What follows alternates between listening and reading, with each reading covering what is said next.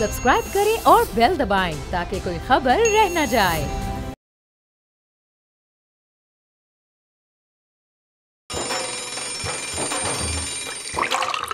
आजकल जिंदगी ही सुबह आउट ऑफ कंट्रोल है, दुनिया बोल है, तेरी दुनिया बोल।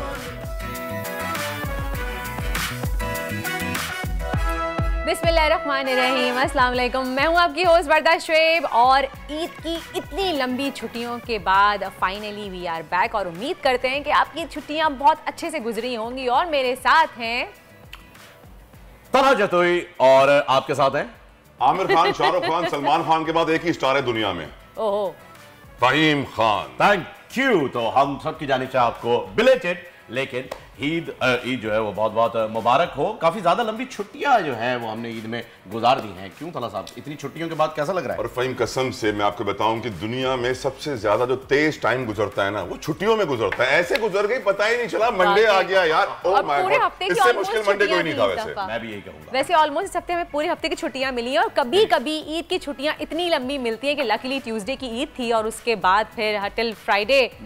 इसलिए तलहा आज आप लेट हुए, आप सुबह उठा नहीं जा रहा था। ट्रैफिक बड़ी मुश्किल है जी, और कहीं भी कुछ भी कभी भी हो सकता है, इसलिए हमेशा तैयार रहना चाहिए। लेकिन इसके अलावा एक और बड़ा दिन था, वो था माओ का आलमी दिन। दुनिया भर में मदर्स डे बड़े अकीदत और एहतराम के साथ मनाया गया। और माँ दुनिया का सबसे बड़ा खजाना है। यकीनन माँ को राजी रखेंगे तो ही रब राजी होगा, और माँ को खुश रखना हर इंसान का फर्ज है। और इस हैप्पी मदर्स डे तमाम माओ को जो इस वक्त में देख रही हैं। और यकीनन बढ़ते आगे प्रोग्राम में शामिल करते हैं बड़ी खबर।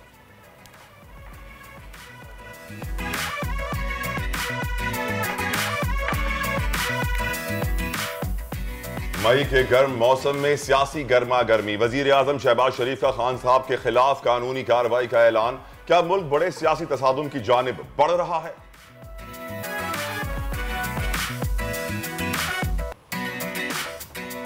गंदम का बहरान, नई हुकूमत कीमतें कंट्रोल करने में नाकाम। कराची से खैबर तक आटे की कीमतों में इजाफा, 20 किलो का थैला 200 रुपए तक महंगा। हुकूमत के लिए महंगाई सबसे बड़ा चैलेंज।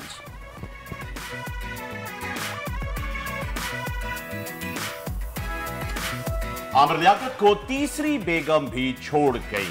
तंसीख निकाह के दावे के बाद मियां बीवी घर की बातें बाहर ले आए। दोनों जानिब से लगाए जाने वाले इल्जामात संगीन हैं।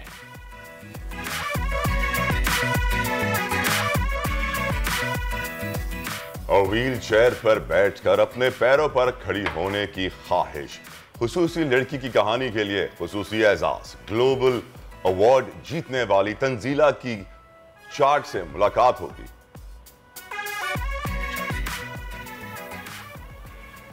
ये बहुत एक इंटरेस्टिंग सी स्टोरी है। इसको ग्लोबल कंटेंट अवार्ड विन किया है इस मूवी ने। और इस मूवी का नाम आपको पता है क्या? फ्रूट चाट है। एग्जैक्टली। और ये तंजीला की एक अपनी ही कहानी जिससे आई थिंक वो इंस्पायर है, और उन्होंने एक पूरी मूवी बनाई है इस पे कि किस तरह से जो लोग हैंडीकैप होते हैं, जो व्हील चेयर पे होते हैं, जो चल नहीं सकते, उनको कितनी मुश्किलात का सामना करना पड़ता है।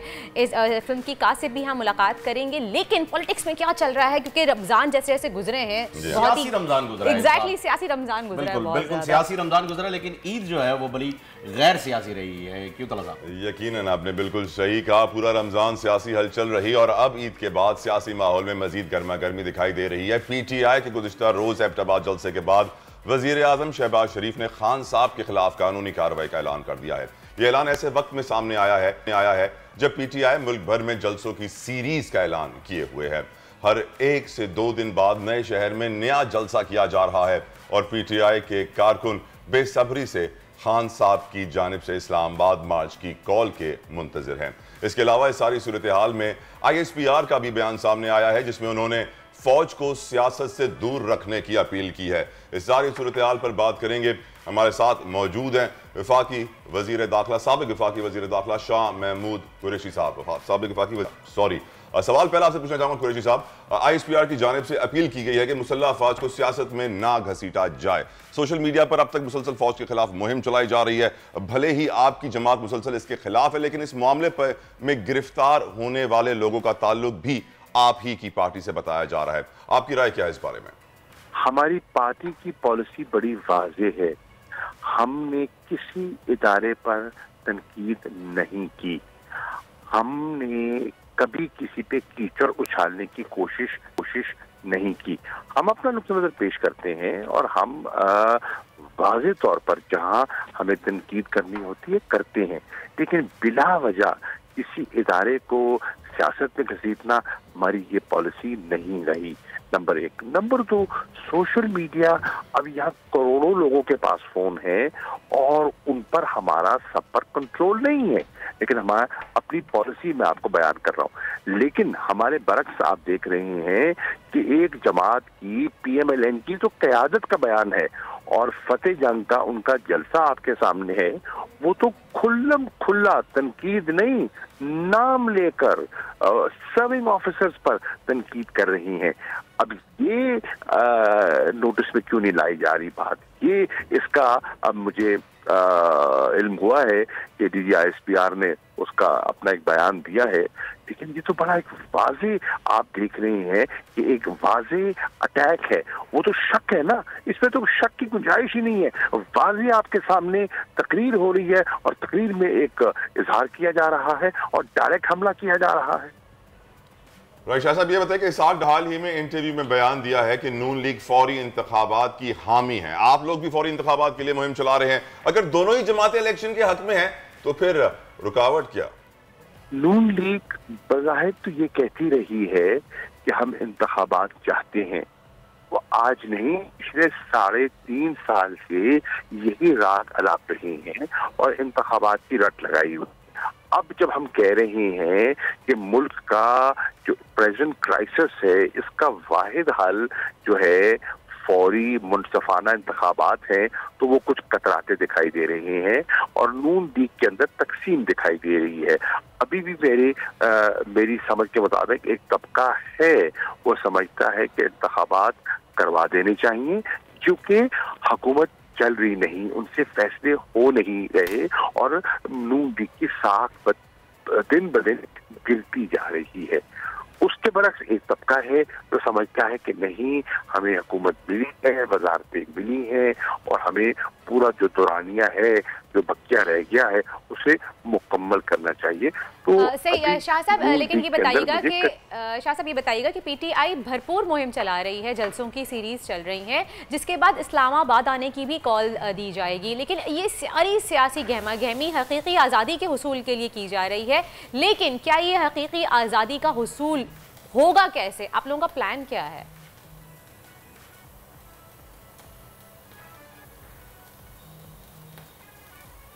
देखिए, हमारी मुहिम चल रही है और अल्लाह के फजल करम से बड़ी कामयाबी से चल रही है। आप देख रहे हैं कि लोग आ रहे हैं और बहुत बड़ी तादाद में आ रहे हैं। आज भी जो इमरान खान साहब का जलसा था एबटाबाद में और 6 तारीख को जो था मियांवाली में, तब की धूप में, गर्मी की हालत में, मई के महीने में इतनी बड़ी तादाद में बच्चे, बूढ़े, मस्तूरात, नौजवान, उनका जोश काबिले दीद था। अब इससे जाहिर क्या होता है? इससे जाहिर होता है कि लोग इमरान खान को सुनना चाहते हैं, समझना चाहते हैं और उनकी ताईद में वो घरों से बाहर निकल रहे हैं। इंशाअल्लाह 20 मई को हमारा जलसा होना है मुल्तान में और 20 मई को इमरान खान साहब अपनी जो अगला लाएअमल है और इस्लामाबाद की कॉल की तारीख का ऐलान करेंगे। तो हम पूरे एक जम्मे गफीर होगा जो इस्लामाबाद की तरफ आ रहा होगा, पुरअमन रहेंगे।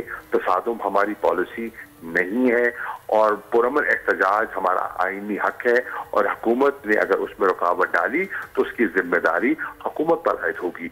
मकसद हमारा ये है कि इस कुरैशी साहब ये बताइए, इंतखाबात साल में हो, 1.5 साल में हो, एक्सपर्ट्स का क्या होगा, ओवरसीज पाकिस्तानी का क्या होगा? अगर नून लीग ने उनको वोट डालने की ताकत नहीं दी, हक खुद इरादियत नहीं दिया, तो क्या करेंगे आप लोग?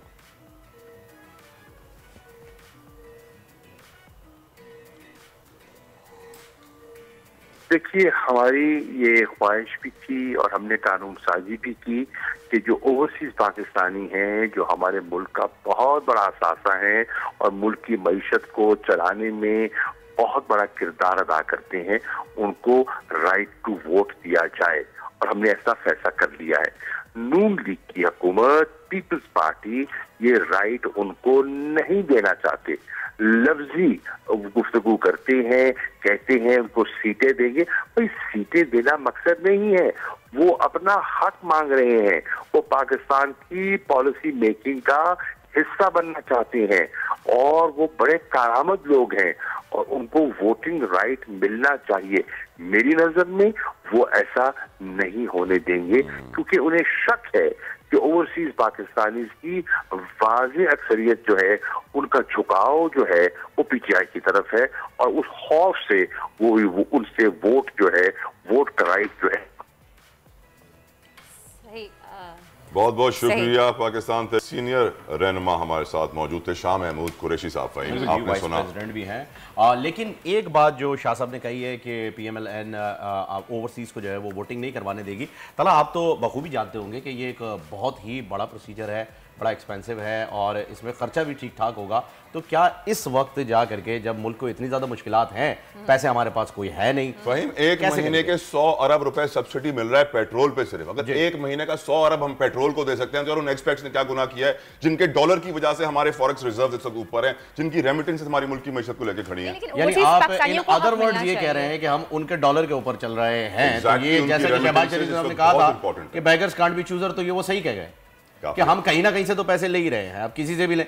ओवरसीज को हम सिर्फ पैसे लेने की वजह से उनका हक नहीं दे रहे, ये उनका हक है बीइंग पाकिस्तानी, क्योंकि उन्होंने नेशनलिटी सरेंडर नहीं की है। ये उनका हक है, डेफिनेटली है, जो आज तक उन्हें नहीं मिल रहा था, जो आज तक नहीं मिल रहा था और इस वक्त मिल सकता था। इमरान खान साहब ने बड़ा उसके लिए काम भी किया और एक्टिव भी थे, पर अब जाकर के जो है वो शहबाज शरीफ साहब ने कह दिया कि हम अफोर्ड नहीं कर सकते। लेकिन बात ये आपको लगता है कि सिर्फ अफोर्डेबिलिटी की ही है? क्योंकि जैसे कि कुरैशी साहब ने कहा और दिखने में भी नजर आता है कि सबको पता है कि ओवरसीज पाकिस्तानी पीटीआई की बहुत बड़ी सपोर्ट साबित होगी और वो है भी यकीनन इस बात, बिल्कुल ऐसा ही है। कोई शक नहीं है। तो हो सकता है कि उस चीज को अवॉइड करने के लिए भी ये चीज की जा रही है। Politics is a dirty game, कुछ भी हो सकता है। जी हाँ, और वजीर आजम शहबाज शरीफ के लिए एक बहुत बड़ा चैलेंज है ये कि वो किस तरह इससे निपटेंगे। और शहबाज शरीफ ने खान साहब के खिलाफ कानूनी कार्रवाई का भी ऐलान कर दिया है, लेकिन हुकूमत सिर्फ पीटीआई के रहनुमाओं को इस इंतकामी कार्रवाई का निशाना नहीं बना रही, बल्कि पीटीआई के हक में बोलने वाले सहाफ़ी भी निशाना बन रहे हैं। सीनियर सहाफ़ी समी इब्राहिम के खिलाफ FIA का नोटिस इसकी ताज़ा मिसाल है। उन्हें ऑर्डिनेंस के तहत तलबी का नोटिस भिजवाया गया है और 13 मई को पेश होने की हिदायत कर दी गई है। सच कड़वा होता है और सच जो बोलता है उसको सजा दी जाती है इस मुल्क के अफसोस के साथ। मेरे साथ मौजूद है माहिर कानून अजहर सिद्दीक साहब। सिद्दीक साहब आपसे पहला सवाल पूछना चाहूंगा, कानूनी नुक्ते नजर से आप कैसे देखते हैं इस पूरी सूरत हाल को? क्या हुकूमत प्रेशर में आ रही है और पॉलिटिकल प्रेशर सहाफियों पर निकाला जा रहा है? बहुत शुक्रिया। इसमें तो कोई शक नहीं है कि पाकिस्तान मुस्लिम लीग नून की जो अगर तारीख उठाकर देखें तो वो हमेशा से सहाफ़ियों के खिलाफ और जर्नलिज्म के खिलाफ रही है और एक नहीं है, बड़ी मिसालें मौजूद हैं। सिर्फ इशू ये है कि वो अपने दौर में भूल गए हैं। अगर आप पिछले 3-3.5 साल में अगर जाकर देखें या उससे पहले भी अगर देख लें तो आपने जुबान इनकी देखी होगी, इनका तरीका कार देखा होगा, क्या क्या कुछ बातें होती रही है, खुद क्या जुबान इस्तेमाल करते रहे। आज किस मुंह से थोड़ा कड़वा थोड़ा मीठा आपको तो बुनियादी तौर पर उन दिनों तो आप तो अगर वो आजादियां अगर पीका ऑर्डिनेंस के हवाले से सेक्शन 20 की जब बात आई तो समी इब्राहिम वगैरह वो लोग थे, वो तो चाहते थे उस कानून का निफाज हो। उस कानून का निफाज तो इन्होंने नहीं होने दिया। इस्लामाबाद हाईकोर्ट में चैलेंज कर दिया गया। इस्लामाबाद हाईकोर्ट में चैलेंज होने के बाद सेक्शन 20 जो है वो अल्ट्रा वायलेट डिक्लेयर कर दिया गया है और जहां तक ऑर्डिनेंस आया था उस ऑर्डिनेंस को भी नलिफाई कर दिया गया है और अपना FIA अपील में फाइल करने का अगर गया सुप्रीम कोर्ट में तो अपना वफाकी हुकूमत ने मरियम औरंगजेब का फौरन बयान आया कि नहीं जी हम बिल्कुल चैलेंज नहीं कर रहे। जब आप चैलेंज नहीं कर रहे तो फिर कानून के तहत आप बैठकर और अगर आपने देखा हो कि तारीखी तौर पर FIA जिस तरह की अब हरकत कर रहा है, जिस तरह इस मामले को अगर लेके आ रहा है, तारीख में ऐसी बातें नहीं है। जिस तरह के डिस्क्लेमर, नोटिफिकेशन, ओवरसीज पाकिस्तान को अलहदा तंग कर रहा है, धमकियां वो अलहदा दे रहा है, ये FIA का काम नहीं है। पहले जाए कवानीन में तरामीम करें। जब कवानीन में तरामीम आप कर लेंगे, आर्टिकल 19 की एनफोर्समेंट उस तरह की चाहेंगे तो फिर पूरा कौम साथ देगी। लेकिन अभी जब वो तरामीम ही ऐसी रही है, जब आपके पास इख्तियार ही कोई नहीं है और आप हरेसमेंट क्रिएट कर रहे हैं, आप नाजायज आर्टिकल 19 की वायलेशन कर रहे हैं, आर्टिकल 9 की वायलेशन कर रहे हैं, आप आर्टिकल 14 की वायलेशन कर रहे हैं, तो इस तरह की इजाजत तो दी नहीं जा सकती है। जो भी पैरामीटर है, अभी आप मिसाल के तौर पर अगर मैं वैसे बात कर रहा हूँ, अगर चैनल पे कोई बात हुई है अगर चैनल पे बात तो पैमरा है, पैमरा का काम है, लेकिन पीका इस वक्त एक तरह से रिटर्डेंट हो चुका है अनटिल अनलेस उसमें तरामीम ना हो। ये जिस तरह की नोटिस दिया गया, मैं तो नोटिस पढ़ के हैरान हूं। अगर तारीखी तौर पर आप बताएं कि इससे पहले कुछ इस तरह की बात हुई है, अगर आप बता देंगे अगर ऐसी कोई बात हुई है, अगर चीज को सामने आई है तो आप बता सकते हैं। अभी तक तो रिकॉर्ड पे ऐसी कोई चीज आई नहीं है और ना कोई कानून में इस तरह की तरामीम अगर की होती तरामीम तो फिर यकीनन ये बात सामने आती। लेकिन अभी तक ऐसी तरामीम कोई मेरी नजर से तो गुजरी नहीं ऐसी तरामीम कि जो इस बात को जस्टिफाई कर सके। और इस वक्त जो बिलाशुबा जो है उससे पहले अरशद शरीफ को और उसके बाद अब समी इब्राहिम को जिस तरह के ये नोटिस जारी किए गए हैं, ये ना सिर्फ गैर कानूनी है बल्कि अपने इख्तियारात का तजावुज करने की बातें हैं। और चाहिए तो यही कि वफाकी हुकूमत को फौरी तौर पर ये नोटिस वापस लें, कानून में तरमीम करें। कानून में तरमीम को कौम वेलकम करेगी, पहले कानून में तरमीम तो कर लें, तरमीम करें आप, और तरमीम के बाद अगर इस इख्तियारात को इस्तेमाल करें तो फिर बात समझ में आती है। लेकिन अगर इस स्टेज के ऊपर इस तरह अगर इस्तेमाल किया जाए तो ये ड्रैकोनियन एक्सरसाइज है। मार्शल लॉ के दौर में भी इस तरह की एक्सरसाइज होती नहीं है जिस तरह की एक्सरसाइज अभी की जा रही है। ये तो आज़ादी राय का गला दबाने की बात। अब मैं इसके हक में हूँ कि अगर आप आर्टिकल 19 को एनफोर्स करना चाहते हैं तो वो बराबरी की सतह पर एनफोर्स करना, लेकिन उसके पहले पैरामीटर तो तय कर लें। इस्लामाबाद हाईकोर्ट ने तो वो चिलिंग इफेक्ट और बाकी चीजों को क्या किया तो सारा खत्म कर दिया हुआ है। अब तो मार्केट में ऐसी कोई चीज है नहीं है कि जिसका ये इदारत का इस्तेमाल किया जाए।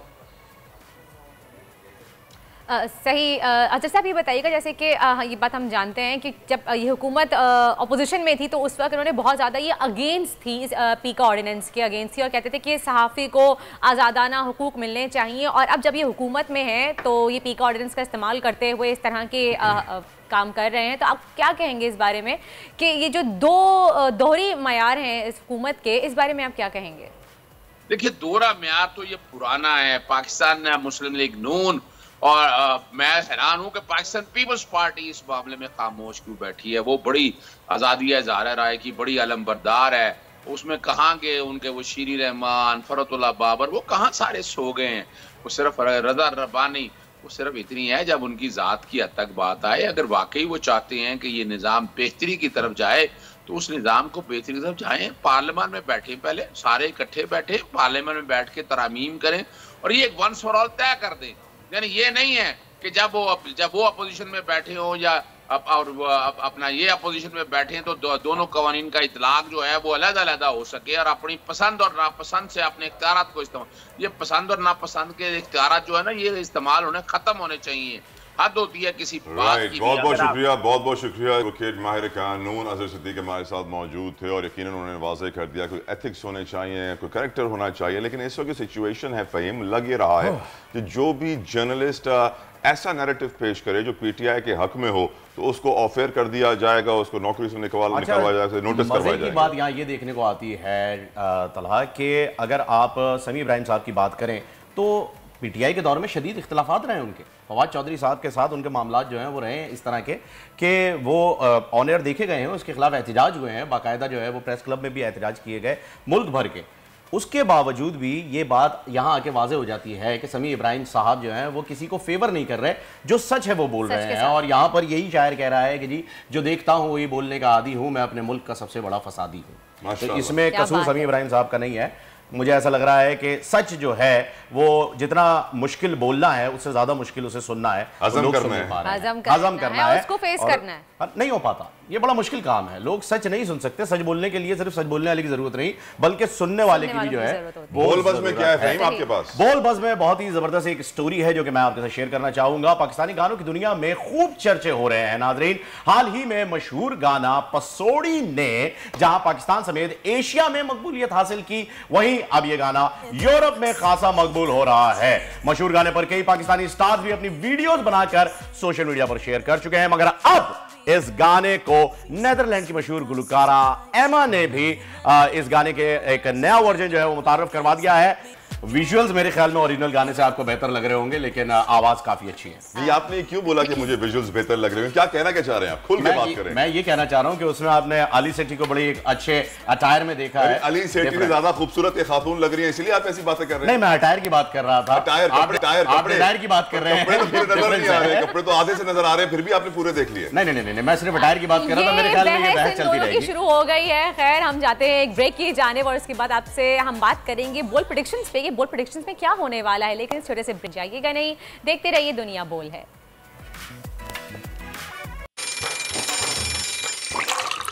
आजकल जिंदगी ही सुबह आउट ऑफ कंट्रोल है, दुनिया बोल है, तेरी दुनिया बोल है।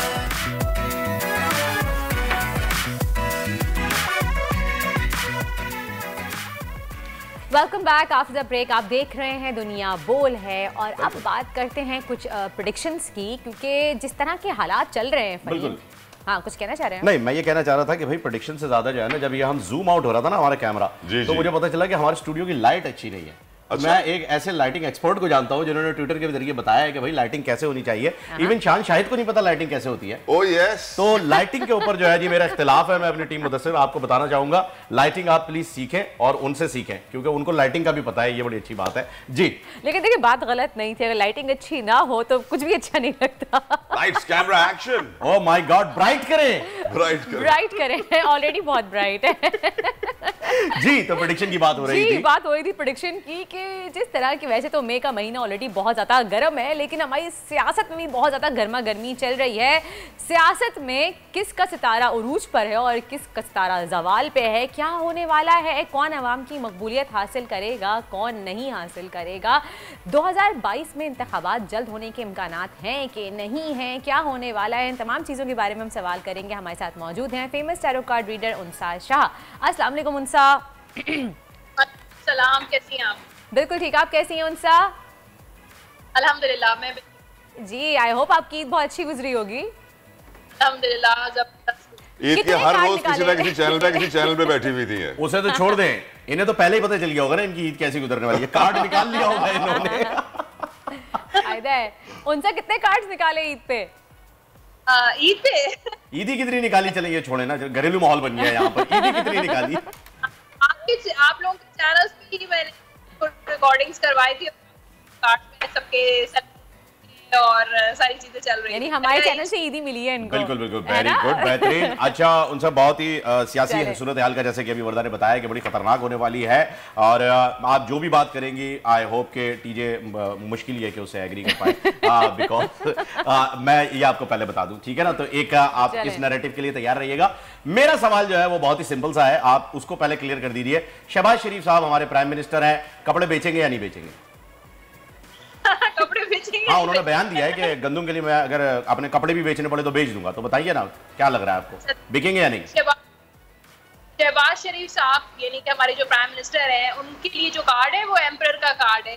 माशाल्लाह, उनमें है भी थोड़ी सी चीज, ये जो है वो कोई भी ऐसी बात नहीं करे तो ज्यादा बेहतर है। इस वक्त वो पावर में है। अथॉरिटी जो होता है वो पावरफुल बड़ा कार्ड होता है, बहुत स्ट्रॉन्ग कार्ड होता है, अथॉरिटी का कार्ड होता है। हर चीज उनके इस वक्त जो है वो कंट्रोल में है। वो ये सोचते हैं कि हर चीज में कंट्रोल में है और ये चीज जो है वो इनकी जो है वो मतलब लॉन्ग टर्म के लिए चलती रहेगी। लेकिन जो नेक्स्ट कार्ड मेरे पास आया है, 5 ऑफ कप्स का कार्ड है। 5 ऑफ कप्स जो होता है वो लॉस का कार्ड होता है। तो मैं तो ये जो पोजीशन है कि शहबाज शरीफ साहब की, ये टेम्परेरी पोजीशन है।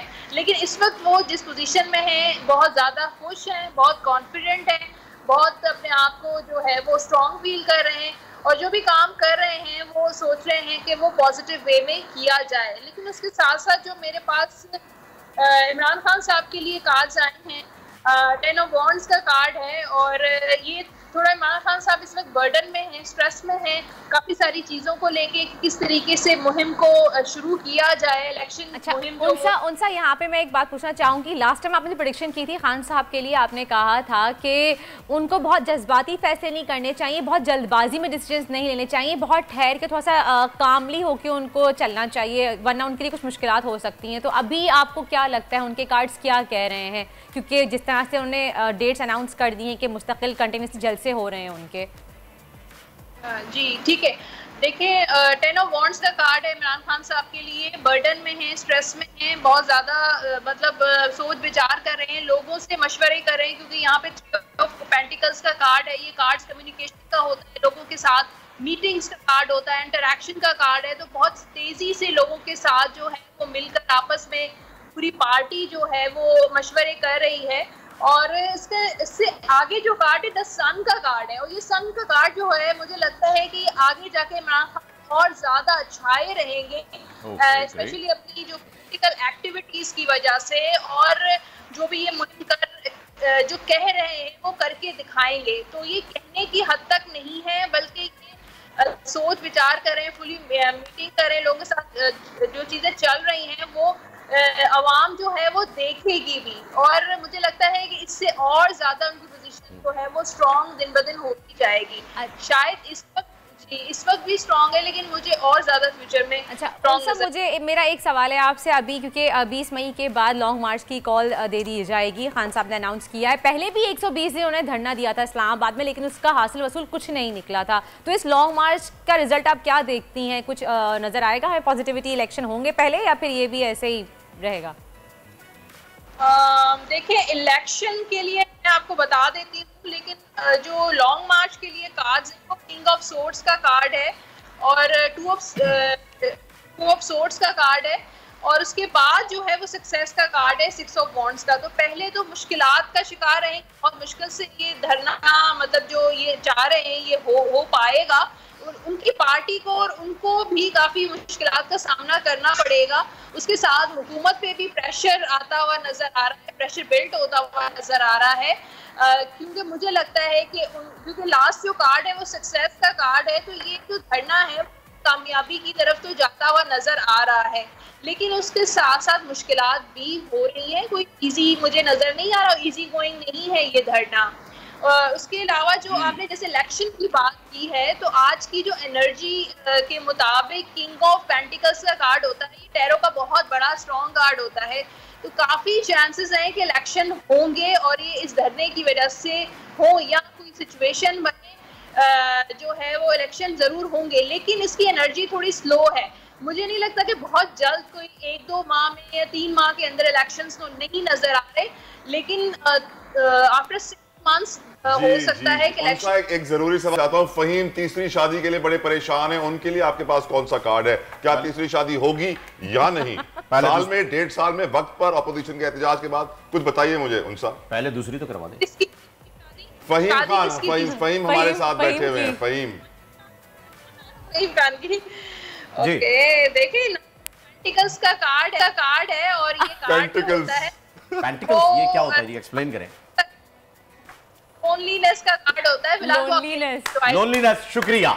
आई होप कि ये बेगम देख रही हो, वरना मुझे इसका क्लिप जरूर दे दीजिएगा। थैंक यू सो मच उनसा, आपने जो है जबरदस्त प्रेडिक्शंस की हैं। आप देखते हैं कि इसमें से कौन सी प्रेडिक्शन कितनी फिट बैठती है। अलबत्ता जो शहबाज शरीफ साहब की मैंने बात की थी, मुझे ऐसा लगता है उन्होंने पीके मूवी देखी नहीं है, सुनी है किसी से, इस वजह से उन्होंने कह दिया कि अगर मुझे कपड़े भी बेचने पड़े तो मैं बेच दूंगा, लेकिन गंदुम लेकर आऊंगा। भाई मुझे ये समझ में नहीं है, वो कपड़े बेचने की बात कर रहे हैं, वो अपनी 1-2 जायदाद बेच दें तो उससे भी तो आ सकते हैं, कपड़े बेचने की क्या जरूरत है? मैं कह रहा हूँ ना, पीके उन्होंने सुनी है, देखी नहीं है। अगर देख लेते तो उन्हें पता चलता है कि नहीं ऐसा नहीं करना है। बहरहाल ये सब हुआ है। आपकी इस बारे में क्या राय है ताला? क्या लगता है आपको कि ये इस किस्म के जो बयानात हैं, फिर बाद में शहबाज शरीफ साहब के बयानात पे एक बार नवाज शरीफ साहब कह चुके हैं कि ये जोशे खिताबत में की हुई बातें, लेकिन साथ साथ ये जख्मों पे नमक भी छिड़क रहे हैं, क्योंकि इस वक्त किसान आपके मुल्क में बड़ी मुश्किल से गुजर रहे हैं। फहीम, सिंध में किसानों को पानी की शॉर्टेज का सामना है, एहतजाज कर रहे हैं रोज। साथ साथ गंदम की कटाई के लिए पंजाब में डीजल नहीं मिल रहा था। ऐसे में कंटिन्यूस मुश्किलात हैं हमारे किसानों के लिए, और इस तरह गंदम का मजाक उड़ाते हुए कहते हैं कि मैं अपने कपड़े बेच दूंगा। बिल्कुल इसलिए ऐसा होना नहीं चाहिए। लेकिन आपको साथ साथ ये भी बताते चले नाज़रीन कि पाकिस्तान में जारी सियासी सूरत हाल को समंदर पार पाकिस्तानी किस तरह देख रहे हैं। हमारे साथ मौजूद है बरतानवी अपोजिशन जमात लिबरल पार्टी के पाकिस्तानी मुशीर अमजद अली सैयद साहब। ये उनसे बात कर लेते हैं। अस्सलाम वालेकुम अमजद साहब, आपसे जानना चाहेंगे कि पाकिस्तान में जारी सियासी जो सूरत हाल चल रही है, समंदर पार पाकिस्तानी इस मुहिम में खूब अपना हिस्सा शामिल कर रहे हैं। अक्सर सोशल मीडिया पर भी उनकी तरफ से मुहिम चलाई जाती है। क्या कहेंगे इस बारे में? आप वहां पर मौजूद हैं, आप ज्यादा अच्छे तरीके से जानते हैं किस किस्म के उनमें जो है वो हौसला जज्बा क्या पाया जा रहा है। जैसे सोशल मीडिया पर तो हम देख रहे हैं, जो क्लिप्स आ रहे हैं, जो वीडियोस आ रही हैं, उसमें भरपूर नुमाइंदगी कर रहे हैं। अस्सलाम वालेकुम, थैंक यू वेरी मच कि आपने मुझे जो है ना इस टॉक शो में लाइव दिया है। देखिए, जो ओवरसीज पाकिस्तानी जो हैं वो हमेशा जो पाकिस्तान की पॉलिटिक्स में जो है ना इन्वॉल्व होते हैं, इसमें भरपूर हिस्सा लेते हैं। ये नहीं हो सकता कि आप पाकिस्तानी हो और पाकिस्तानी अवाम के साथ आप कनेक्ट ना हो। हम लोग जो है पाकिस्तानी अवाम, पाकिस्तानी पॉलिटिक्स, पाकिस्तान के हालात से जो है हर वक्त हर लम्हे जो है जुड़े रहते हैं, हालात को जानते हैं। अभी जो मौजूदा सूरत हाल है जिसमें कि एक सियासी हलचल है, बहुत सारी जो है एक पॉलिटिकल कंफ्यूजन है, इससे बहुत सारी ओवरसीज जो है वो कंफ्यूज हैं। जो अभी इमरान खान साहब की हुकूमत थी और ये अभी जो नई हुकूमत आई है, इसमें जो है ओवरसीज जो है एक दो राय जो है ना वो रखते हैं। वो ये उनका ये ख्याल है कि कुछ हालात जो हैं वो सही डायरेक्शन में नहीं गए। जो पिछली गवर्नमेंट थी उनका ख्याल था कि उसको पूरा टेन्यूर देना चाहिए था ताकि वो अपनी परफॉर्म करते। अभी नई गवर्नमेंट है, जो नए लोग आए, थोड़ा उन पे जो है उनको समझने में थोड़ी दिक्कत का जो है। और ये जो चेंज अचानक आ गया है पाकिस्तान की पॉलिटिक्स में, इससे जो है ओवरसीज पाकिस्तानी जो एक इंटरेक्शन करते हैं इंटरनेशनल से पॉलिटिक्स से, बाहर के एमपीए से, बाहर की पार्लियामेंट में, तो उनको ये सारी सूरत हाल को समझने में थोड़ा सा कंफ्यूजन का शिकार है। लेकिन होता है कि चेंजेस आती हैं। उम्मीद है कि जल्द इलेक्शन होंगे पाकिस्तान में और एक नई भरपूर गवर्नमेंट आएगी जिसमें आप इंटरेक्शन करेंगे, इन्वॉल्व होंगे। अभी तो देखें आप, हाल ऐसी है कि जो ओवरसीज पाकिस्तान के हैं यूके में, अमेरिका में, मिडिल ईस्ट में, वो इस लिहाज से भी जो है थोड़े एक्साइटेड हैं कि नए इलेक्शन आने वाले हैं, वो अपना जो है। अमजद साहब, मैं यहाँ आपको जो है वो कता कलामी की माफी चाहूंगा। मैं ये जानना चाह रहा हूँ कि पहले ऐलान हुआ था पीटीआई की गवर्नमेंट जब थी कि ओवरसीज पाकिस्तानियों को इस बार वोट डालने का हक दिया जाएगा। शहबाज शरीफ साहब ने जब पीएम का ऑफिस संभाला तो उन्होंने ये बयानिया जारी किया है कि मुश्किल लग रहा है, यानी हो सकता है कि ये हक ओवरसीज पाकिस्तानियों को इस इलेक्शन में भी ना मिले। इस चीज को लेकर के क्या फील कर रहे हैं ओवरसीज पाकिस्तानी? किस तरह की फीलिंग है, किस तरह की गहमा गहमी है? देखिए, ये इंतहाई फ्रस्ट्रेशन की बात है। ओवरसीज पाकिस्तानियों के साथ एक अच्छा सलूक काफ़ी सालों से नहीं होता है। एक ओवरसीज, हमारे जो ओवरसीज लोग हैं जो कि मेहनत करते हैं, ना सिर्फ एक पाकिस्तानी को हर साल जो है एक बहुत बड़ी मिकदार में पैसा भेजते हैं, इसके अलावा वो पाकिस्तान में इन्वेस्टमेंट करते हैं, यहाँ पे प्रॉपर्टी खरीदते हैं, यहाँ पे बिजनेस क्रिएट करते हैं, कोई इंडस्ट्री या कोई कारोबार में लोगों को, लोकल लोगों को जॉब भी देते हैं। अब आप देखें, हमारे पास ड्यू नेशनलिटी है, हमारे पास पाकिस्तानी नेशनलिटी भी है, हमारे पास ओवरसीज नेशनलिटी भी है, तो आप हमारे साथ इस तरह का सलूक कैसे कर सकते हैं? एक जो बेसिक राइट जो ओवरसीज पाकिस्तानियों को होना चाहिए, जो इमरान खान की गवर्नमेंट क्यों आपके साथ क्यों करते हैं? आपको क्या वजह लगती है कि आपके साथ ये ऐसा सलूक क्यों किया जाता है? देखिए, ये ना हर गवर्नमेंट आके अपना एक नया नैरेटिव लेके आ जाती है। एक कहती है हम आपको वोटिंग राइट देंगे, एक कहती है हम आपको बैलेटिंग राइट देंगे, एक कहते हैं हम आपको डिजिटल राइट देंगे, एक कहते हैं हम आपको ऐसा कार्ड बना के देंगे जब आप एयरपोर्ट पे उतरेंगे आपको फैसिलिटेट किया जाएगा, आपको रिस्पेक्ट दी जाएगी। हमें जो ना एक ओवरसीज कार्ड देते हैं, लेकिन इन सब चीजों का जो ना धोखा ही होता है। पर जिस मुल्क में अमजद साहब ह्यूमन राइट्स ना हो, वहां आपको इतने सारे राइट्स के लॉलीपॉप दिए जाए तो आप कबूल कर लेते हैं? नहीं, ये देखिए, बहुत इंसान जो है नाउमीद होता है। बहुत सारे ओवरसीज होते हैं इन सूरत हाल से अपने आप को जो है ना एक कंफर्ट जोन में महसूस नहीं करते, थोड़ा सा उनको बहुत परेशानी होती है, बाज़ औक़ात जो ना आदमी कंफ्यूज हो जाता है। देखिए, आप रिस्पेक्ट देंगे ओवरसीज को तो वो आपकी पॉलिटिक्स में और आपके जो ना इकोनॉमिक जो है इसमें इन्वॉल्व होगा। अमजद साहब, मेरा एक सवाल यहाँ पे आपसे है कि ओवरसीज पाकिस्तानी जो है वो अब बहुत ज़्यादा एक्टिव हुए हैं पॉलिटिकली, पहले इतने ज़्यादा नहीं थे, तो क्या खान साहब की हुकूमत में कुछ बेनिफिट्स आप लोगों के इंटरनेशनली इस तरह के दिए गए हैं जिसकी वजह से वो बहुत ज़्यादा इस चीज़ के ऊपर एक्टिव हो गए हैं कि पहले तो इतने ज़्यादा नहीं नजर आते थे हमें एक्टिव, के वोट की डिमांड कर रहे हैं, क्योंकि पहले तो ये चीज़ें थी ही नहीं?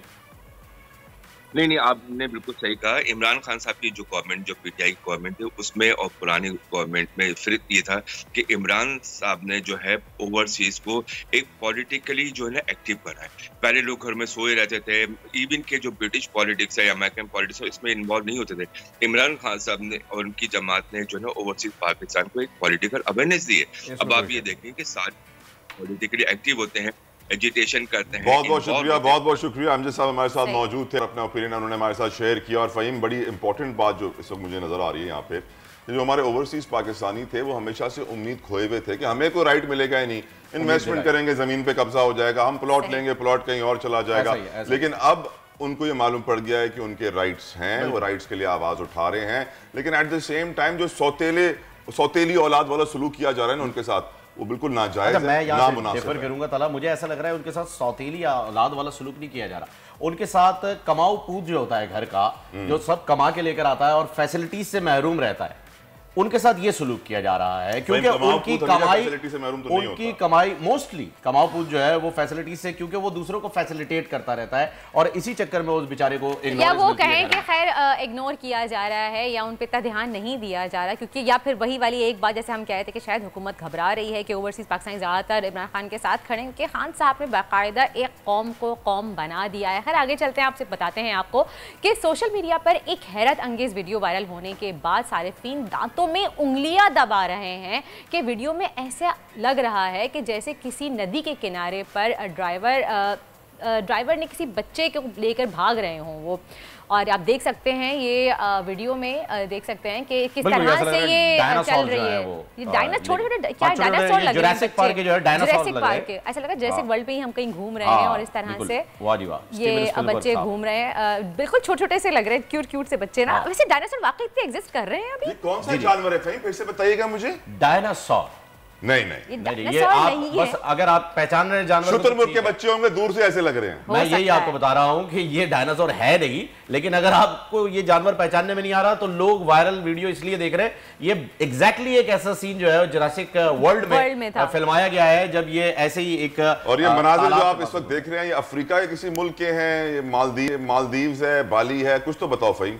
नहीं, ये देखें, ये जो मनाजिर आप देख रहे हैं ये एक गायबाना जगह है जहाँ के ये मनाजिर है, क्योंकि अभी तक ये वीडियो पता नहीं चल सकी है कि इसका ओरिजिन क्या है, बस वायरल होती जा रही है, लोग देखते जा रहे हैं, व्हाट्सएप ग्रुप्स के ऊपर शेयर की जा रही है और बच्चों में यही रुझान है। इवन दो कि मैंने अपने बच्चों को भी यही कह के दिखाया कि देखो बेटा डायनासोर, यही मुझे भी यही लग रहा है कि कहते हैं कि देखने में ज्यादातर वायरल इसलिए ये वीडियो की जा रही है कि लोग देख के कह रहे हैं डायनासोर के बच्चे भाग रहे हैं। बिल्कुल ऐसा ही है। हाँ जी, चलिए जी अगली कहानी की जाने बढ़ते हैं और आगे क्या है आपके पास? देखें आगे जो है वो बहुत कुछ है बात करने के लिए, लेकिन आपको बता दें कि इन्फ्लेशन जो है, इन्फ्लेशन उसने बड़ा ही नुकसान कर दिया है। अच्छा तला, इसमें आपकी एक्सपर्टीज बहुत अच्छी है, लेकिन तला इस बारे में बात करें फ़हीम, लेकिन इस पहले एक ब्रेक ले लें भाई। ये देखें जैसे इन्फ्लेशन की बात होती है एक वक्फा लेना जरूरी हो जाता है, लेते हैं एक वक्फा, मिलते हैं एक छोटे से वक्फे के बाद, क्योंकि वक्फा जरूरी है। वज़ारत महबूद आबादी पाकिस्तान और दुनिया बोल है।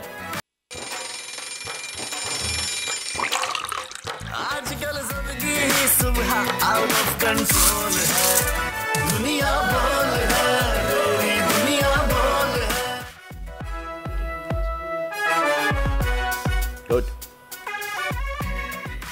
जी, तो welcome back after the break. आप देख रहे हैं दुनिया बोल है और अब हम बात करते हैं, बल्कि आपको मिलवाते हैं। सबसे पहले मैं कहूंगी कि रमजानों में हमने इतनी फ्रूट चाट खाई है कि हमने बेहद एंजॉय किया है, तो मैं सोचा क्यों ना मैं आपको मिलवाऊं। आज मैं और फ़हीम आपको मिलवा रहे हैं, हमारे स्टूडियो में मौजूद हैं फलों से।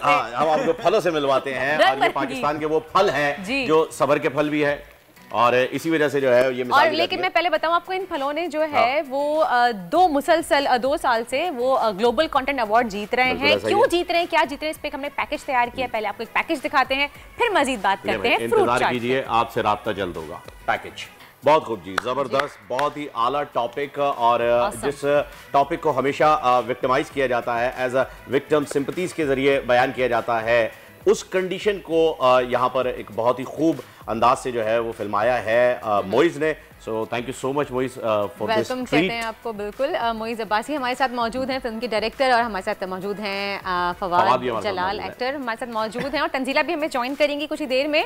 डेफिनेटली जी। तो मोइज, मैं आपसे ये पूछ रहा था कि ये जो आपने एक दिन में इस फिल्म को कंप्लीट किया है, तो आपके जैसे बहुत सारे यंगस्टर्स हमारे साथ मौजूद हैं और पाकिस्तान में बहुत ज़्यादा जो है वो ये काम हो रहा है, ऑनलाइन प्लेटफॉर्म को यूज़ किया जा रहा है। तो मैं आपकी इस मूवी की डिटेल से पहले जो है वो ये एक दिन की शूट कंप्लीट करने वाला सीन है, मैं इस पर थोड़ी सी आपकी जो है वो राय जानना चाहूँगा कि इसे किस तरह से आपने क्या कैप्सूल, इसकी कैपिंग कैसे की है, बजटिंग किस तरह से की है, और क्या कैसे ये पॉसिबल हुआ? अच्छा, हुआ ऐसे कि इसको हम प्लान काफ़ी टाइम से कर रहे थे, कोई 8-9 महीने से। कभी तंजीला का स्केड्यूल मैच नहीं हो पा रहा था, कभी मेरा स्केड्यूल मैच नहीं हो पा रहा था। इट वाज 30 दिसंबर और 31 दिसंबर जब हमने ये प्लान किया कि हमने नेक्स्ट डे शूट करना है। New year resolution. हाँ, तो मैंने बोला कि मैं तो रात में पार्टी कर रहा हूँ, मैं तो सुबह शूट नहीं कर पाऊंगा, तो क्या करना है। I was in Islamabad, Tanzila ने बोला कि पार्टी तो पूरी ज़िंदगी करते रहेंगे, लेकिन अभी आप सुबह आके ये शूट करना है और हमने सब कुछ लाइन अप किया हुआ है, फवाद के पास आगे डेट नहीं है, आपने अभी ही इसको शूट करना पड़ेगा। मैंने बोला अच्छा मैं उनसे एक बार बात करके देखता हूँ कि हम इसको सेकंड थर्ड पे कर सकते हैं। तो फवाद भाई ने बताया कि नहीं, इसको हमने फर्स्ट को ही करना पड़ेगा।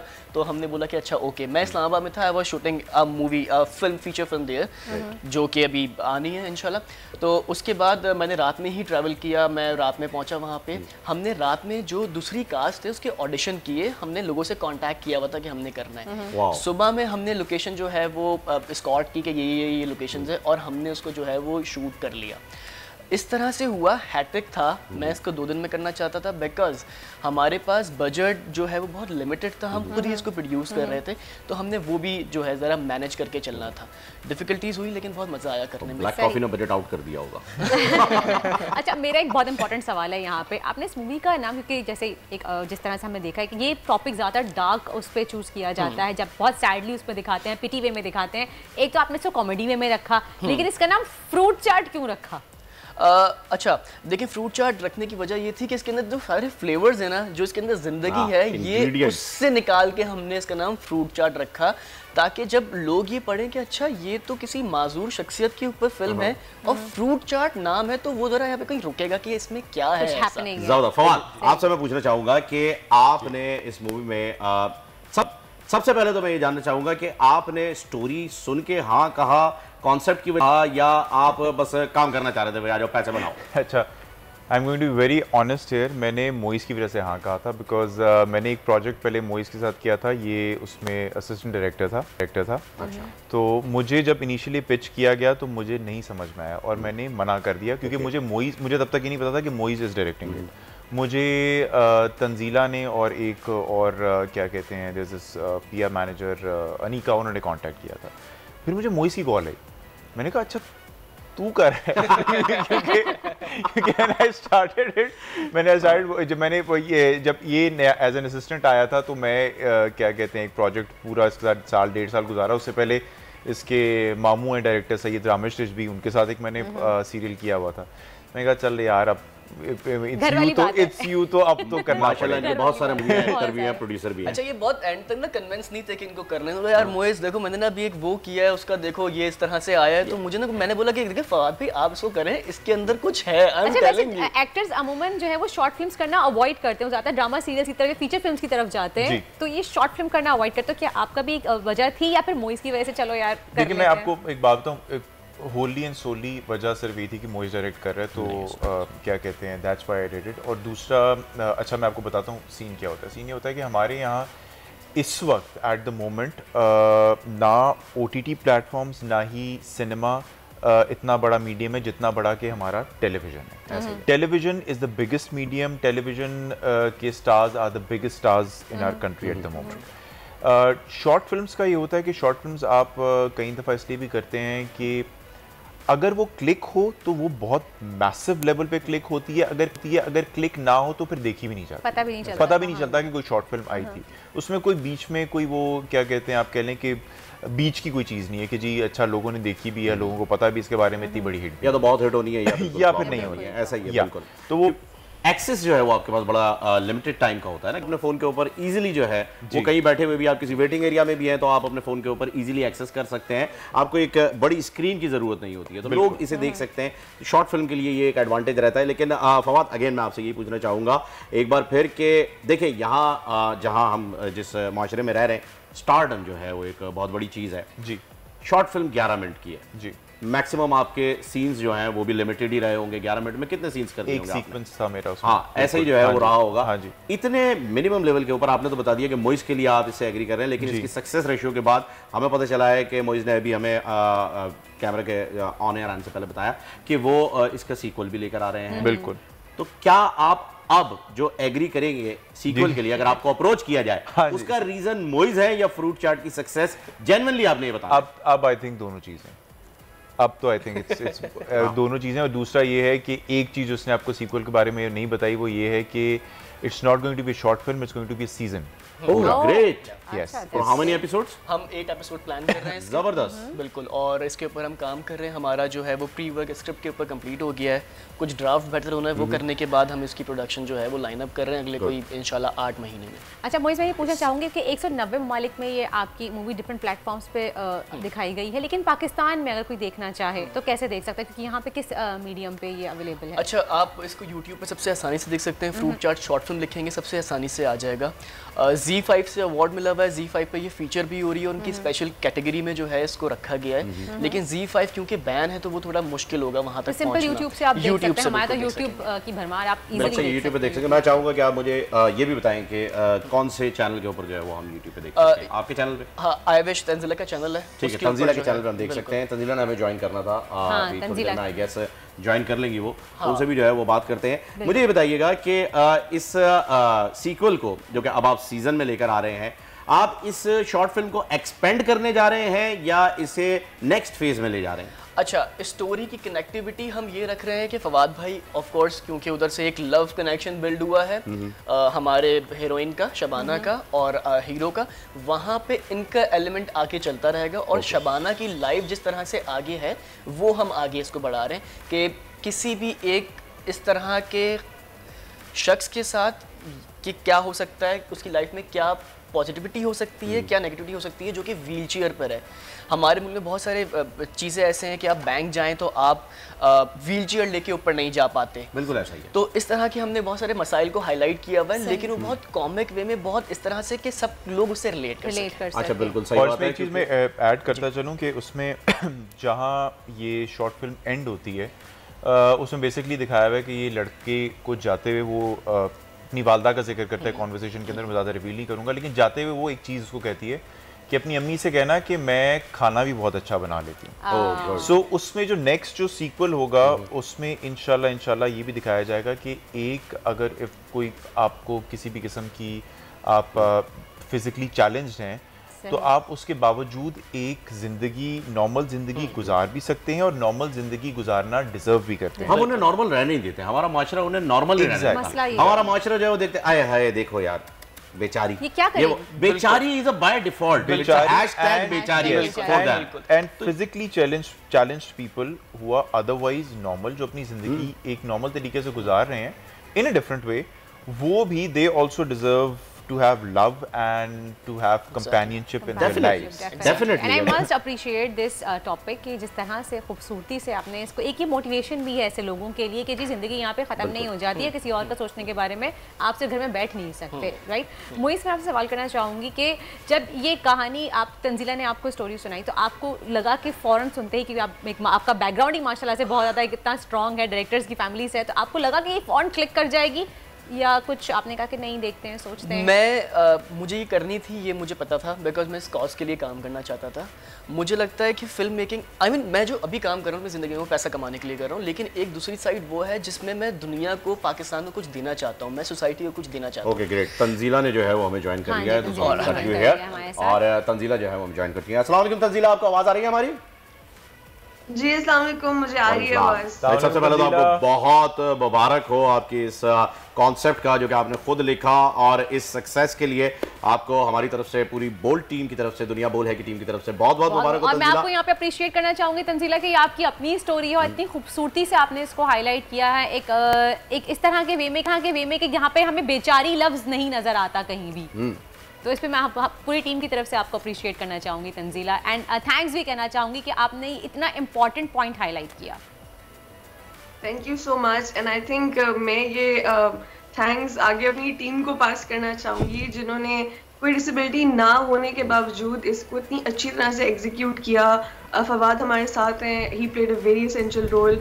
Moiz who is the director, I think the way he conceptualised and executed, I was surprised कि he has so much empathy, so I think we all are very grateful to each other कि हमने कितने अच्छे important cause को रोशनी दी। Great Tanzila, अच्छा मैं एक सवाल आपसे पूछना चाहूँगा क्योंकि बीइंग अ राइटर आप ही ने इस मूवी को, इस कॉन्सेप्ट को लिखा भी है।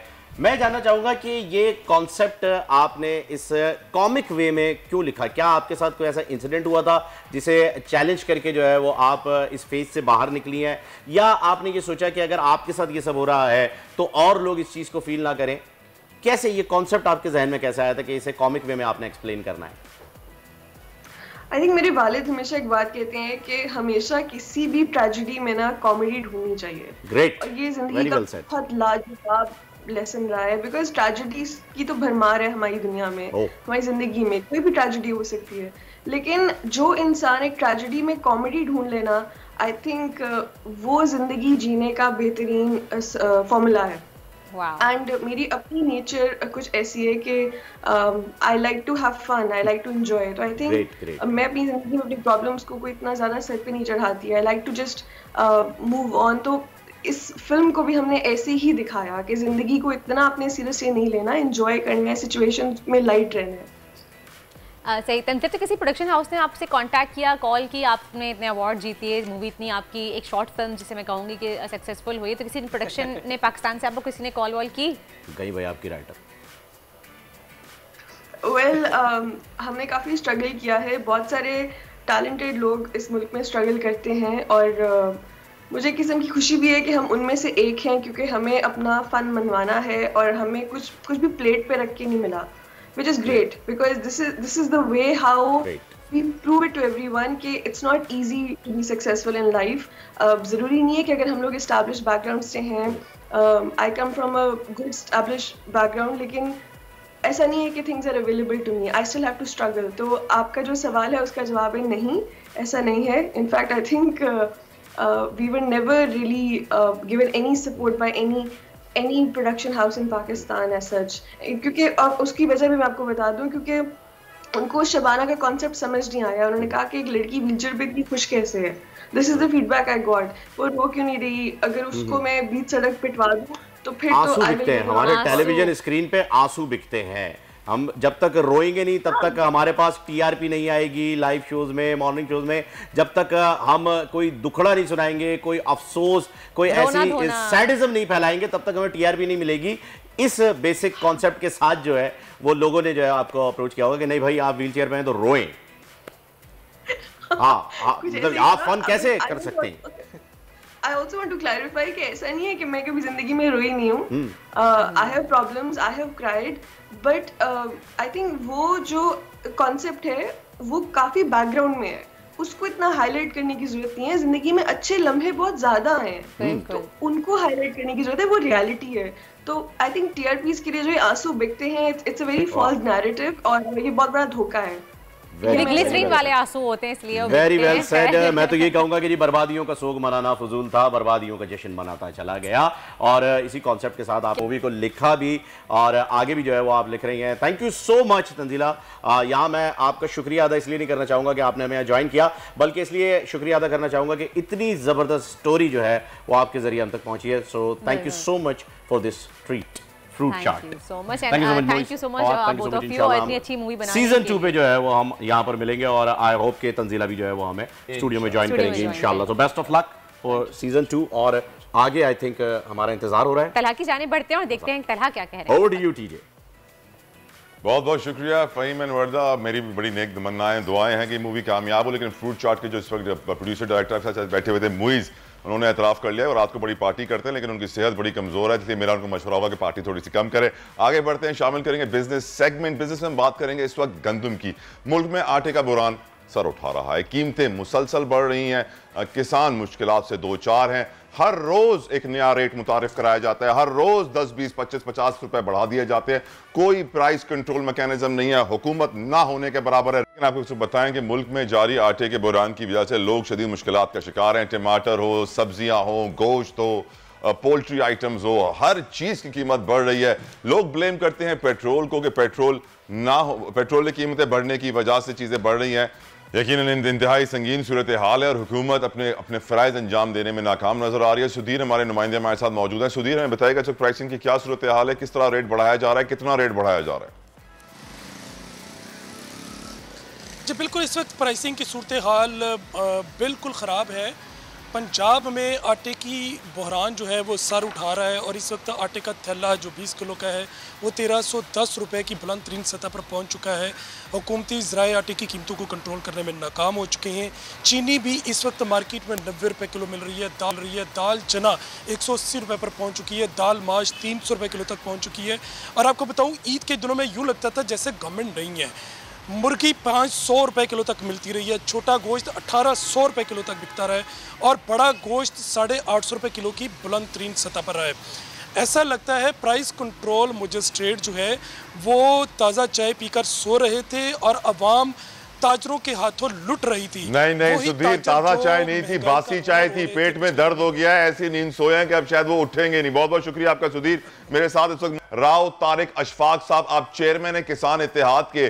तारिक साहब, बहुत बहुत शुक्रिया, आपने अपना कीमती वक्त में दिया। ये बताइए कि क्या वजह है कि हमारे मुल्क में किसान जिसके पास मुल्क के मुआशी मसाइल का हल मौजूद है, वो अपनी पैदावार से मुल्क के सारे मुआशी मसाइल हल कर सकता है, लेकिन हुकूमत को परवाह नहीं है कि किसान के मसाइल हल करने चाहिए या नहीं? क्या वजह है कि फूड सिक्योरिटी, फूड सेफ्टी की इंपॉर्टेंस सामने आने के बाद भी हम किसानों की इंपॉर्टेंस समझ नहीं पाए हैं, उनकी पैदावार की इंपॉर्टेंस समझ नहीं पाए और उनके मसाइल हल नहीं कर रहे?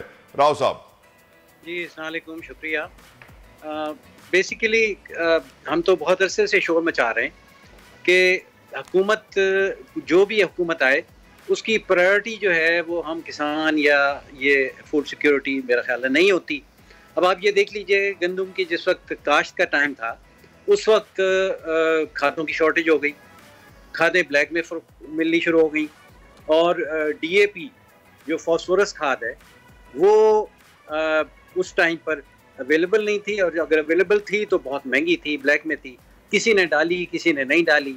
मार्च के महीने में अनएक्सपेक्टेड गर्मी पड़ गई, जिसकी वजह से पूरे सब कॉन्टिनेंट में, अब आप ये देखिए कि इंडिया में भी इस वक्त फोरकास्ट ही किया जा रहा है कि पर कैपिटा, पर एकड़ जो उसकी आ रही है यील्ड, वो 8 से 10 मन कम है। उन्होंने अपने बाहर के ऑर्डर्स मनसूख कर दिए हैं, तो ये पाकिस्तान में भी इसका फ़र्क पड़ेगा। अब गवर्नमेंट शोर मचा रही है कि 20 से 30 लाख टन उसने इंपोर्ट करनी है, लेकिन वो इंपोर्ट करने से ज़्यादा ज़रूरी है कि स्मगलिंग जो पिछले साल हो गई थी और उसकी वजह से शॉर्टेज थी, उसको ख़त्म करे, क्योंकि इंटरनेशनल मार्केट में ये 3000 से ऊपर है, जो यहाँ पर हमसे इन्होंने 2200 रुपये में ली है, और ये तकरीबन 2250 में कैरिज के बाद पड़ती है इन्हें। और मैं तो ये देख रहा हूँ ये इसका गंदम का बहरान आटे का, कि ये अभी तो 10-20 रुपये बढ़ा है।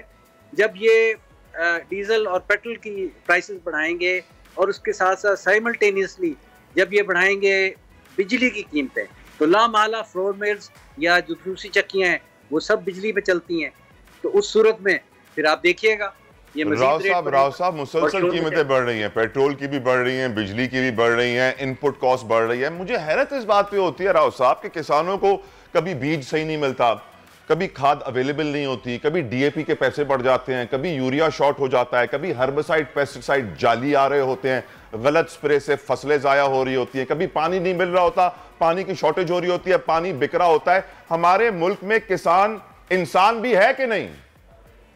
जी, अब हमें देखिए, एक मुल्क की प्रायोरिटीज में शायद हम शामिल नहीं है। यही तो हम चीख रहे हैं।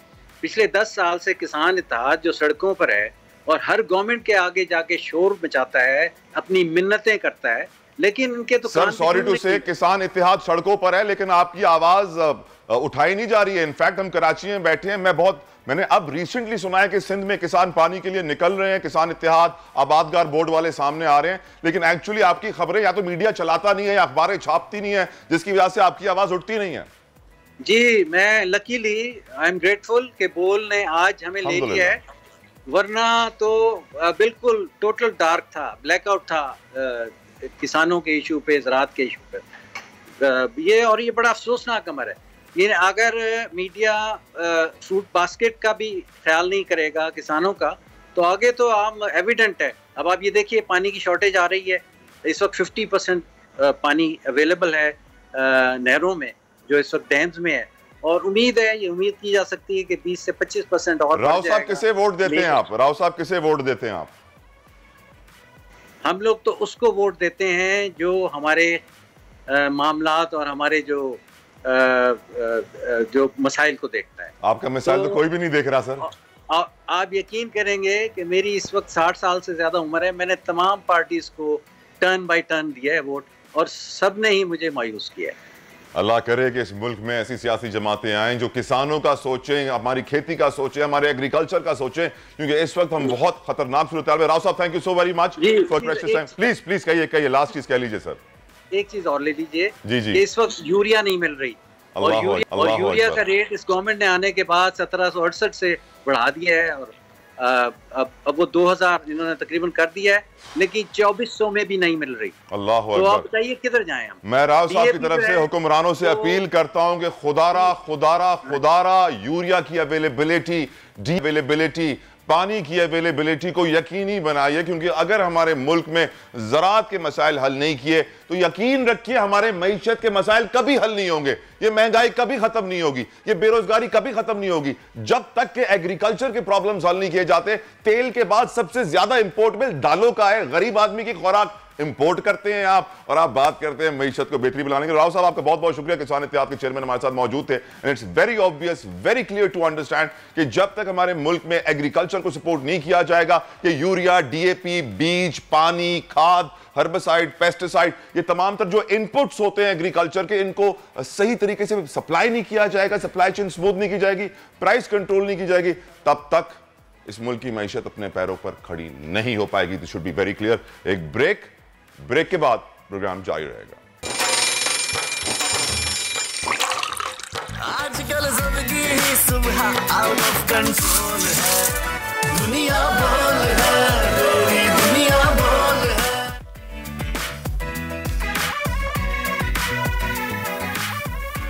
वेलकम बैक टू दुनिया बोल है। और इमरान खान की हुगो बॉस और पोलो रॉल्फ लॉरेन की शर्ट से इंप्रेस होकर आज फहीम लैम्बोर्गिनी की शर्ट पहनकर आए हैं, और लैम्बोर्गिनी की शर्ट में बड़ी तेज रफ्तार की वो खबर आपको देने वाले हैं। जी बिल्कुल नाज़रीन, आपको बताते चलें कि बोल बस में शामिल करेंगे आज की एक ऐसी खबर जो कि बड़ी ही अचंभे की बात हो गई है, क्योंकि 100 मीटर रेस जो है वो अमेरिका में मुनक्किद की गई, जिसे जीता है एक शख्स ने जिसकी उम्र 70 साल है, और ये रेस उन्होंने जीती है 13.5 या 6 सेकंड में, 14 सेकंड से भी कम के वक्त में जो है वो ये रेस इन्होंने कंप्लीट की, जिसमें नौजवानान अमेरिका भी जो है वो इसमें शामिल थे। और इसके साथ ही जो है वो मैं तला की जानिब जो है वो इस चीज को बढ़ाते चलूं, इस पर मजीद बात करने से पहले। अच्छा, ये आप देख सकते हैं बड़े मियां भाग रहे हैं, इसलिए कहते हैं कि age is just a number. तो अमेरिका ने एब्सोल्युटली नॉट का जवाब ऐसे दिया है कि हम भी 70 साल शख्स को जो है वो फिट दिखा सकते हैं। 70 साल शख्स को फिट दिखा सकते हैं। मैंने कुछ गलत सुन गया, सॉरी यार। यकीन है, लेकिन इस शख्स ने जो है ना लैम्बोर्गिनी की शर्ट नहीं पहनी जैसे आपने पहनी हुई है। सर वो डेफिनेटली इसने अमेरिकन ईगल भी तो नहीं पहना, वो भी रेड। तो बात करेंगे फहीम, लेकिन इस वक्त मैं आपको बताती चलूँ एक अहम खबर मैं कहूँगी कि जो आजकल सोशल मीडिया में बहुत ज़्यादा वायरल हुई हुई है कि डॉक्टर आमिर लियाकत हुसैन की अपनी तीसरी बीवी के साथ भी ताल्लुकात इंतहाई ख़राब हो गए हैं, जिसके बाद दानिया शाह ने तलाक के लिए अदालत से रुजू कर लिया है, जबकि खुद आमिर लियाकत और दानिया शाह ने सोशल मीडिया पर एक दूसरे के खिलाफ इल्ज़ामात की बौछार कर दी है। सियासी ज़िंदगी में मुसलसल वफादारियाँ बदलने वाले आमिर लियाकत अपनी तीसरी अहलिया के साथ भी ना निभा सके। दानिया शाह से निकाह सिर्फ 3 माह और चंद दिन ही चला है, और उसके बाद ही तलाक तक जा पहुँचा है। चलें जी, दानिया हमारे साथ मौजूद हैं हम। जी दानिया, अब हेलो दानिया। जी दानिया, ये बताइए आप कि आपने अदालत का रुजू किया है, तो आप बताइए कि क्या आपको सुलह के लिए फोर्स किया जा रहा है, या आपको लगता है कि कोई इम्कानात हैं कि कुछ मामला बेहतरी की तरफ जा सके आप दोनों के दरमियान? कि पहले आप ही की एक वीडियो आई जिसमें आपने कहा था कि बराए मेहरबानी हम दोनों को अलग करने की कोशिश ना करें, इस तरह की अफवाहें ना फैलाएं। आई थिंक अभी कुछ 1 महीना पहले की ही वीडियो है। बिल्कुल ऐसा ही है जी। तो सडनली ऐसा क्या हो गया दानिया? बस अभी हर मीडिया में अफवाहें फैली हुई हैं, बातें फैली हुई हैं। मैं अलग होना चाहती हूँ, उन्होंने मुझे धमकी वगैरह दी थी जिस वजह से मैं अलग होना चाहती हूँ। दानिया कोई प्रेशराइज कर रहा है आपको, कोई प्रेशर डाल रहा है कि सुलह करो? जिसको निभानी होती है वो पहले ही आके मना लेता है, जिसको नहीं निभानी होती वो फिर गंदी फैलाता है। अच्छा दानिया, मैं आपसे ये पूछना चाहूंगा, दानिया यहाँ मेरा आपसे एक सवाल है, मैं ये जानना चाहूंगा कि आमिर लियाकत साहब से आपने तीसरी शादी की है, उनका बैकग्राउंड आपके सामने था, ठीक है जी। उनकी दो बेगमात से किसी भी वजह से नहीं बनी, ये उनका अपना जाती फेल है और वो एक पब्लिक फिगर है, इस वजह से ये बात सोशल मीडिया के ऊपर आप लोगों की जानिब से उठाई जा रही है। ये सब जानने के बावजूद आपने उनसे तीसरी शादी की थी और अभी चंद रोज पहले जब तहरीक-ए-आज़म एतमाद जो है वज़ीर आज़म साहब के खिलाफ दायर की गई थी, उसके बाद ही आपकी ये वीडियो आई थी कि हम साथ हैं और हमें अलग करने की कोशिश ना की जाए। फिर ये चंद दिनों में ऐसे क्या वाकयात हुए हैं जिसको आप इस तरीके से सोशल मीडिया पर बयान कर रही हैं जैसे पहले दिन से ही ऐसा हो रहा है? ये दूसरे दिन से ही ऐसा हो रहा है और ये वीडियो बनाने का ये मुझे खुद ही कहते थे कि मुझे वीडियो बना दो, मेरे साथ ये हो रहा है, मेरे साथ वो हो रहा है, तो इस वजह से मैंने इनको वीडियो बना के दी थी। नहीं तो आपको प्रेशराइज किया गया था इस तरह की वीडियो बनाने के लिए कि ये बयान आप दीजिए, क्योंकि आप बकौल आपके के शुरू से ही आप पे तशद्दुद किया जा रहा है जी। तो ये आपको फोर्स किया गया था इस तरह का बयान देने के लिए? जी जी, फोर्स किया गया मुझे। अच्छा, आपको उस वक्त फोर्स किया गया था, आप ये बता रही हैं इस वक्त आपको फोर्स नहीं किया जा रहा, ये बयान आप अपनी मर्जी से, आपने जो वीडियो बना के जारी की है इसमें आपने बताया है कि ये आपकी मर्जी का बयान है, उस वक्त आपसे जबरदस्ती ये बयान दिलवाया गया था, आप ये कह रही हैं? जी जी। दानिया आपके नाम से बहुत सारी ऑडियो लीक हुई हैं, ऑडियोज इस वक्त सोशल मीडिया पर चल रही हैं, बहुत अजीब अजीब सी बातें हैं और गैर मुहज़्ज़ब बातें हैं। क्या आप तस्दीक करेंगे कि वो आपकी तरफ से रिलीज की गई हैं, आपके किसी जानने वाले की तरफ से रिलीज की गई हैं? देखिए ये पर्सनल मैटर है, मैं ये बात अदालत में करूंगी। नहीं, ऑडियो आपने रिलीज किया है, किसी और ने रिलीज किया है, ये मुझे बता दें। ये किसी और ने की होगी, आपने नहीं किया। लेकिन दानिया एक चीज सोचने वाली है कि आपने जब शादी की थी आमिर लियाकत हुसैन से तो क्या देख के की थी? लेकिन ये थे आलिम से, ये इन्होंने कहा मैं तुम्हें इल्म दूंगा, कुरान पढ़ाऊंगा, नमाज पढ़ाऊंगा, और हमने सोचा कि ये आलिम है, ये अच्छी तरबियत देगा, जो कि मेरी फैमिली ने मुझे थोड़ी सी तरबियत दी है, इज्जत बड़े छोटे की करने की दी है, तो बाकी की तरबियत ये मुझे दे देंगे, मुझे इल्म दे देंगे। मैंने इस वजह से की थी शादी इनसे, और मैंने ना इनका घर देखा था, ना इनका बैकग्राउंड देखा था, ना ही मुझे इनकी बीवियों का पता था। इन्होंने खुद ही बताया कि मेरी बीवियों ने मुझे धोखे दिए थे, दोनों ने धोखे दिए। अच्छा दानिया, आप शादी करके गए तो इन्होंने दूसरे दिन असलियत दिखाई थी। अच्छा दानिया, मैं आपसे ये जानना चाहूंगा कि आपने कहा कि आपने इल्म हासिल करने के लिए जो है वो इनसे शादी की थी, फेयर इनफ, लेकिन इस वक्त सोशल मीडिया पे ये खबर चल रही है, मैं चाहूंगा आप इसकी तस्दीक करें कि आपने 11 करोड़ का दावा जो है वो आपके वकील ने दायर कर दिया है, 11 करोड़ रुपए जो है वो आप लोगों ने मांगे हैं इस खुला के एवज, तो क्या ये सही है? हक महर के भी इस पे आ रहा है कि हक महर लिखवाया था जी। हक महर था 2.5 लाख जी जी, जो कि मैंने अदा नहीं किया और मुझे लेना भी नहीं है, और जो 11 करोड़ हमने लिखवाए हैं इन्होंने वादे किए थे जो कि इन्होंने पूरे नहीं किए। कल को ये हम खुदावंद कॉलोनी का जो मकान था 11 करोड़ जिसकी मालियत है उसके बारे में हम बात कर रहे हैं कि वो आपसे वादा किया गया था कि वो आपके नाम किया जाएगा जी। एक GLI गाड़ी भी, और क्या शादी पे दानिया ऐसी भी खबरें हैं, दानिया ऐसी भी खबरें चल रही हैं सोशल मीडिया पे कि शादी के वक्त भी कोई रकम अदा की गई थी आमिर लियाकत की तरफ से? गाड़ी इन्हें तोहफे में दी गई थी, मैंने सुना था। अच्छा, आपको गाड़ी एक तोहफे में दी गई थी, आप हमारे शो में आई थी, PSL पे जो शो चल रहा था, आप और आमिर भाई दोनों आए थे, तो आपने तस्दीक की थी कि आपको गाड़ी एक तोहफे में मिली थी। देखिए गाड़ी तोहफे में मिली थी, लेकिन वो मेरे नाम नहीं, वो मुझे ऐसे ही फॉर्मेलिटी शो करने के लिए उन्होंने कह दी थी कि मैंने इनको गाड़ी दे दी गिफ्ट तौर पे, लेकिन मेरे नाम नहीं थी। सही जी, बोलिए तला पूछिए। नहीं दानिया, मेरा आपसे ये सवाल है कि सोशल मीडिया पे आजकल सब चीज़ें वायरल हो जाती हैं, सबको पता है, जैसे आपने कहा कि आमिर लियाकत साहब ने आपसे कहा कि उनकी 2 साबका बीवियों ने उनके साथ धोखा किया, वो छोड़ के चली गई, तो आपको कहीं भी कोई शक व शुबात नहीं लगे जो आपने अपनी मर्जी से खुशी से शादी की, उनसे तीसरी शादी की, जबकि ये बात हम सब जानते हैं कि बुशरा जी कौन है और दूसरी बीवी के साथ तूबा के साथ क्या हुआ, किस तरह से उनके साथ अलहदगी हुई? मुझे अभी तक ना बाजी बुशरा का पता है, ना मुझे बाजी तूबा का पता है अभी तक। सही है, अभी तक मुझे इन दोनों का नहीं पता कि किस मामलों से इनकी खराब हुई है किस नहीं, लेकिन ये है कि ये इनमें खुद खामी है। दानिया, आप सोशल मीडिया पे बहुत एक्टिव हैं, आपको टिकटॉक पे बहुत एक्टिव हैं, और आप अगर सोशल मीडिया पर ही देखें, हमें भी नहीं पता क्या है, ये मियां बीवी के आपस का मामला है, जो खबरें हम तक पहुंचती हैं वो इन लोगों के या तो ट्वीट से पहुंचती हैं या इनकी इंस्टा स्टोरी से पहुंचती हैं। तो जो इनकी साबका बेगमात हैं उन्होंने जब अपने ट्विटर अकाउंट पे और इंस्टा पे अपने नाम तब्दील किया, आपने अभी तक अपनी आईडी का नाम भी बाय द वे तब्दील नहीं किया है, ये स्क्रीनशॉट जो है वो आमिर लियाकत साहब ने शेयर भी किया हुआ है अपनी FB पे, तो आप ये सारी चीजें मतलब इतना ज्यादा जो है वो आप ये बताइए, आपको किसी के बारे में कुछ नहीं पता था? और वहीं मैं यहाँ ऐड ऑन भी करना चाहूंगी कि स्टार्ट में जब आपकी नई नई शादी हुई थी तो उस वक्त आपने ये एक बयान भी दिया था कि मैं बहुत खुश हूँ, इनके साथ जो भी पहले हुआ वो गलत किया गया। बचपन से पसंद थे आपको ये बचपन से पसंद थे और आपकी ख्वाहिश भी थी इनसे शादी करना और आप बहुत खुश हैं। देखिए ये सब इनके कहने थे, जो जैसे बोलते ना मियां बिट्टू को जो कहा वो बोलता जाता है, तो मेरा वही हालात थे। मैंने जो कहा मैंने वो किया। क्या किया? इन्होंने जो भी कहा ना, मैंने वो बात की मीडिया में, इन्होंने जो बात की। अच्छा, ये कह रही है कि इनसे प्रेशराइज करके जो कहा और ये बयान दिलवाए गए जो भी बातें इन्होंने की। बहुत बहुत शुक्रिया दानिया, उम्मीद करते हैं आपको अदालत से इंसाफ और यकीनन इंसाफ का बोलबाला होगा। फहीम और वर्दा, एक बात का बड़ा वो है कंसर्न है कि अब बहुत जल्दी एक और खबर आएगी, आमिर लियाकत हुसैन ने चौथी शादी कर ली है।